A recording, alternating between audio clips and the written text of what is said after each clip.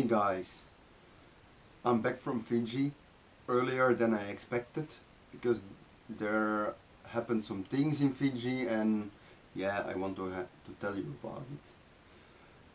So normally I was planning to stay a month, well 26 days, but with traveling to Fiji because it's really far, a month.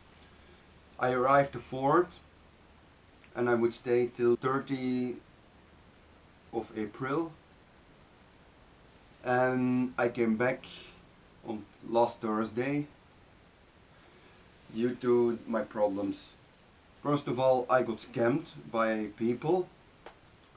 Second, there was a hurricane. Well, yeah, in Fiji they say cyclone Kenny, but the weather was not good and I could expect it as the weather in Fiji these days it's the rainy season from November to April. They cannot say when there is a cyclone coming because that's something you can't expect days before, weeks before, like, okay. I got scammed by two people on my first day named Lux and Johnny. They asked a lot of money from me and I thought they were good people, but I was totally wrong. And I had to know it before I went with them, but it didn't work out like that. I trusted them, really stupid from me. But what did they do? That guy Lux brought me to the youth handcraft village where everything is really expensive. Then he brought me to a tattoo shop because I said I want a Fijian tattoo. So, all okay. I went there, I made an appointment for a tattoo. They were forcing me to get a tattoo at the same day. But I said no, I can't do it because I had booked 2 trips. So I would go into the water and that was not possible. Then I made an appointment for a tattoo on the 16th. So that's today. Normally today it would be done. But yeah, I'm here. The name of the tattoo guy is Johnny.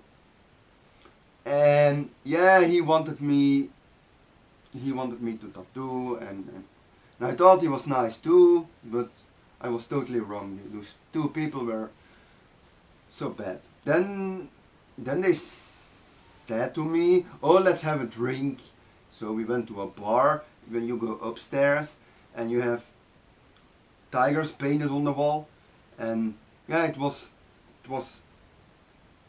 just a bar where you can eat and drink. But the problem was they wanted me to pay everything. So all the beers and everything, yeah, and they lent money from me to buy cigarettes. Then they told me when we left the bar, oh, would you go to the mountains?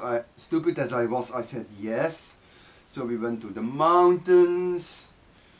They drove me there. They found a friend who can drive.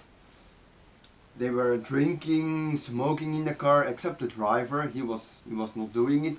We almost had an accident on my first day in Fiji because they were driving like stupid.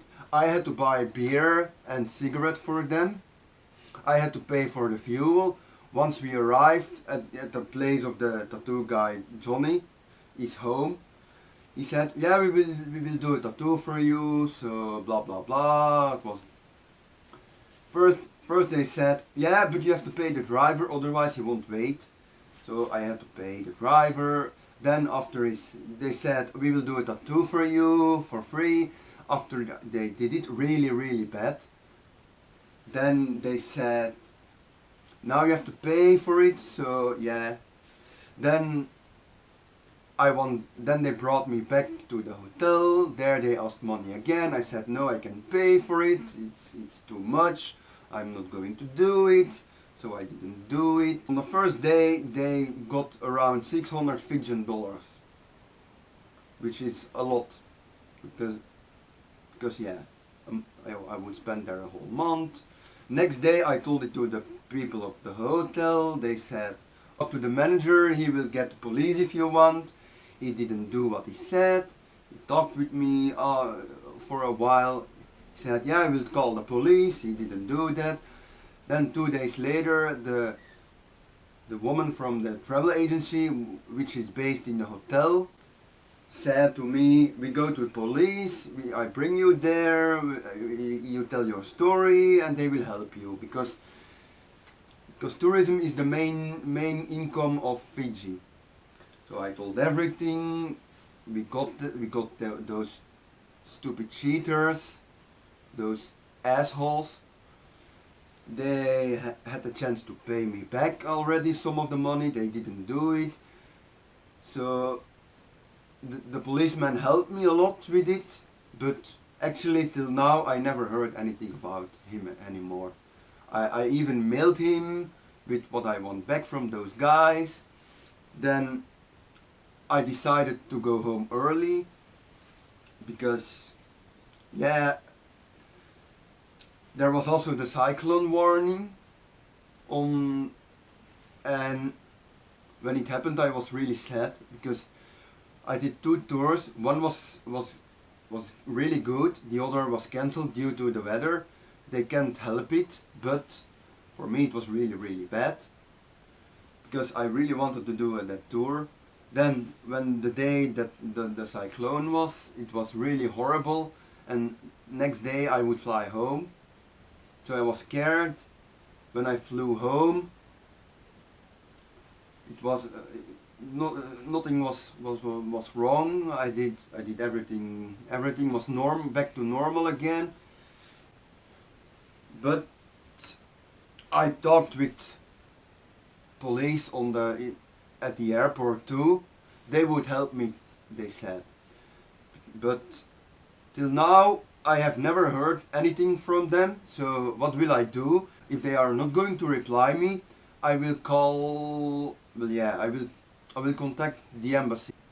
I try to look for the Belgian embassy in Fiji, but there is none. So I have to contact the embassy from Fiji here, and see what they can do for me.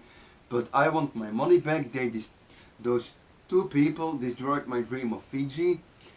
I had to come home early, and that stupid tattoo guy Johnny made an awful tattoo, so it had to be fixed.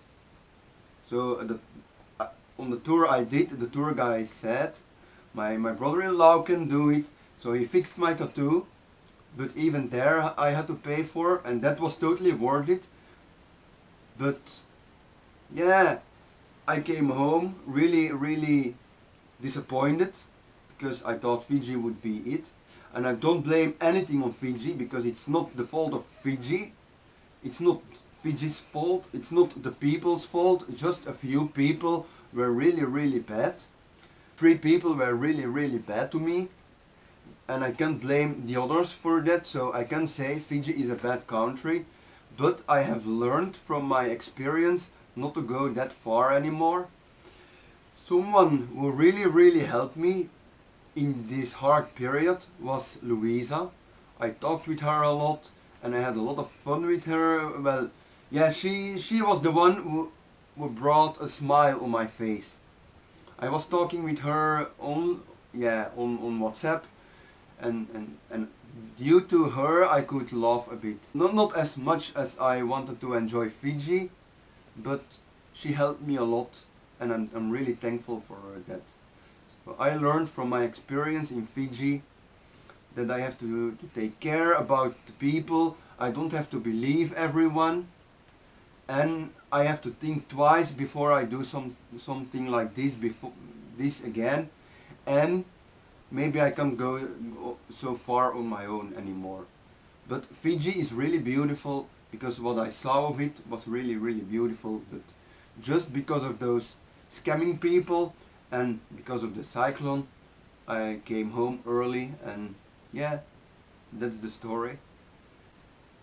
I have to tell this story for myself, and I have to tell it to you too, because telling it to everyone personal it's hard for me because I don't want to talk about it every time again and again and again. So I hope this helps you. So yeah, for me this is a big help that I can tell about my story.